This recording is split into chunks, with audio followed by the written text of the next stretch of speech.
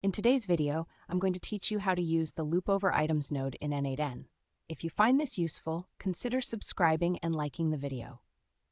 The Loop Over Items node is a powerful feature that can really amplify your automation workflow in n8n. Whether you're dealing with lists, arrays, or collections of data, the Loop node will help you iterate through each item smoothly. So let's dive right in. First off, when you're in your n8n editor, start by creating a new workflow.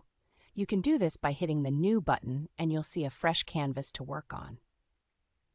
Once you have your new workflow open, let's add the nodes you want to work with. For example, you might want to pull in data from a webhook or a database. After you have your data source ready, add the Loop Over Items node to your workflow. You can find this node by typing into the search bar in the node dashboard. Once you locate it, drag and drop it onto your canvas. Now, connect the output of your data source node to the Loop Over Items node. This tells n8n which data you want to process. Let's say, for instance, you have an array of user information, like names and email addresses, from your database. This is where you can configure the Loop Over Items node. Click on the Loop node, and you'll see a Properties panel on the right side. Here's where it starts getting interesting. In the Input Data section, you'll select the node that you connected previously, which contains the array you want to loop through.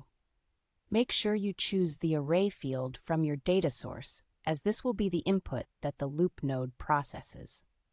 Next, you'll need to decide how you want to handle each item in your array. You can add nodes after the loop node to perform actions with each item. For example, after looping through the users, you might want to send an email to each of them. Simply add the email node next in the flow and connect it to the loop node. Within the email node, configure it to send out your emails. Use the expressions available in n8n to insert dynamic content. For example, set the recipient's email address to use the value from the loop node, which corresponds to the current user's data. This way, every time the loop executes, it pulls the correct email address, allowing for personalized emails to be sent. A cool feature to keep in mind is that you can perform multiple actions inside the loop.